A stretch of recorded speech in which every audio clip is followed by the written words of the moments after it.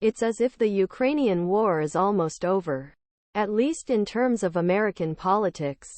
If the Republican debates had taken place last year, they would have been consumed with talk about whether Vladimir Putin was ready to overtake Europe, and how weak President Biden was in not giving Ukrainian President Volodymyr Zelensky our best tanks, our most powerful fighter jets. We had access to the longest-range missiles we have ever had, perhaps even nuclear weapons.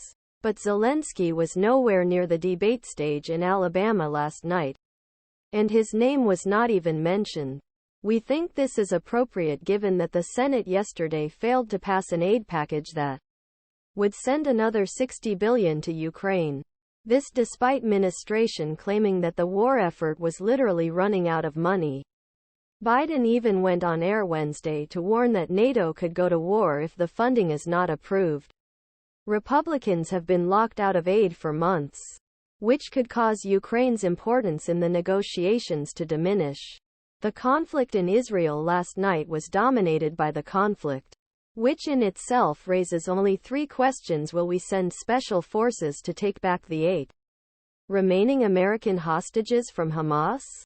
What punishment might a president impose on university presidents who allow pro-Hamas protests on campus? And how can we win Iran, which is allegedly behind all this? Ukraine was used as the blindest tool, albeit for a short time.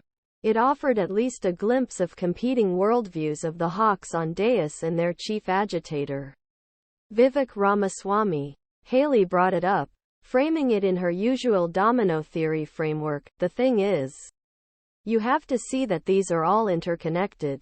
If you look at fact that Russia lost the war with Ukraine, Putin had hit rock bottom.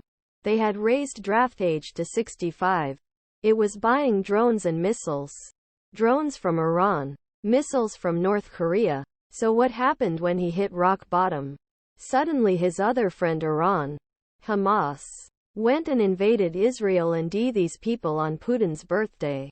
There is no one happier than Putin right now, because America's interest in Ukraine has suddenly turned to Israel. And that's what they hope would happen. We need to make sure we have complete clarity that there is a reason why the Taiwanese want to help the Ukrainians. Because they know if Ukraine wins, China will not invade Taiwan. There's a reason the Ukrainians want to help the Israelis because they know that if Iran wins, Russia wins too. But the winner of all this is not a weak America, but a strong America. That's what Joe Biden has given us.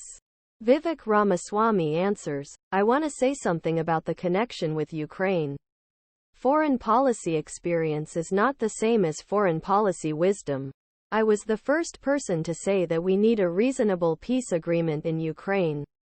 Now, many neocons are quietly approaching this position, except for Nikki Haley and Joe Biden, who still support it. In my opinion, the war in Ukraine